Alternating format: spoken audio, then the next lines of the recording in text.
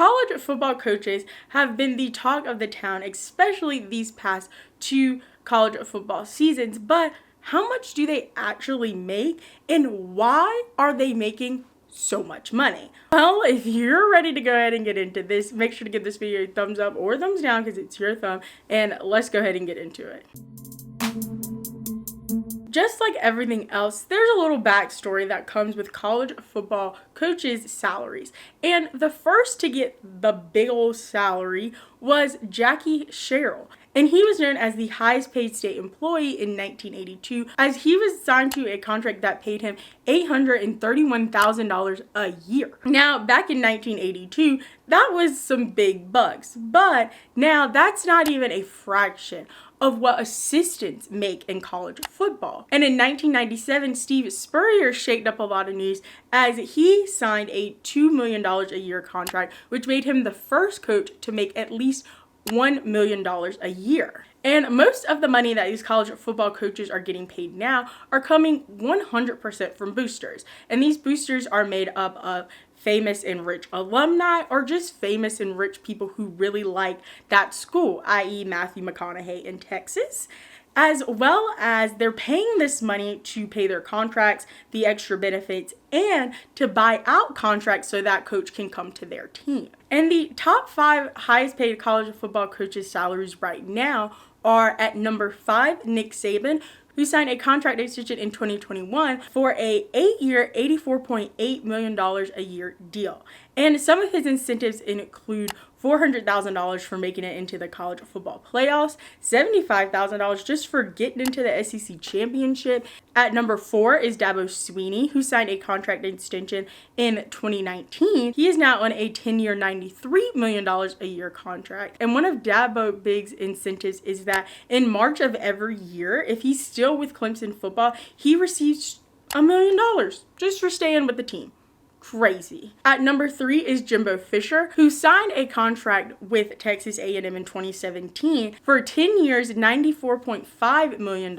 And that contract had him being the most paid college football coach in 2017. And in 2021, he signed a contract extension with Texas A&M, and now he's making $9 million a year. And one of his bargaining ploys in his contract is that his entire contract is fully guaranteed. So if he would just up and leave to retire or just go to, I don't know, Ole Miss for some reason, he would not have to buy out any part of his contract. At number 2 is Mel Tucker, who signed a contract extension in 2021 that is worth 10 years at $95 million, which was a big shock to a lot of people as it is just his second year with Michigan State, but he did turn the team around from his first season being 2-5 and ending in the 2021 college football season as getting the team to 7-2, along with winning a New Year's Six Bowl with that. He gets $3.2 million every year just in supplementary compensation for the appearances he may make. He also negotiated for more money to pay his assistants that went from $1.5 million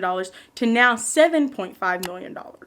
And the number 1 highest paid college football coach in college football in 2022 is Brian Kelly, as he signed a contract in 2021 with LSU that is a 10-year, $100 million deal.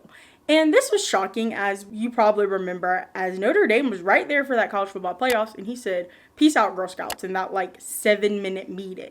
And some of his incentives include an extra $500,000 if they just win half of the games they play in the season. And then he also gets supplemental compensation similar to Mel Tucker.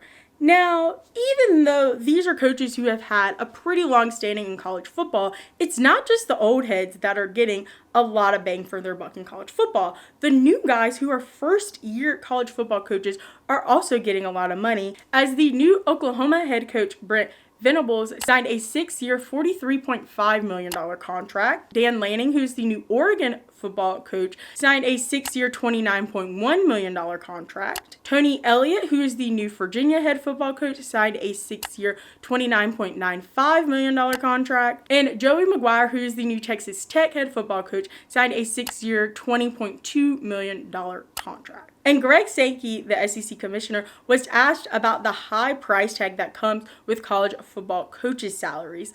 And he basically kind of dodged the question, but ultimately just leaving it at it is what it is, which he's kind of right. Like, no, you don't need to pay college football coaches this amount of money, but if you want to win, you want to play against the big dogs, you're going to have to find the money somewhere. Well, now that you know so much about college football coaches' salaries, make sure to check out this playlist right here where I talk all about how college sports works from NIL to transfer portals.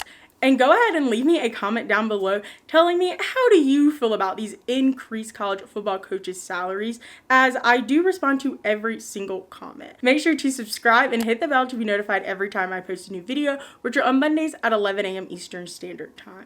Go ahead and give this video a thumbs up or a thumbs down because it's still your thumb. And remember, don't be afraid to join the convo.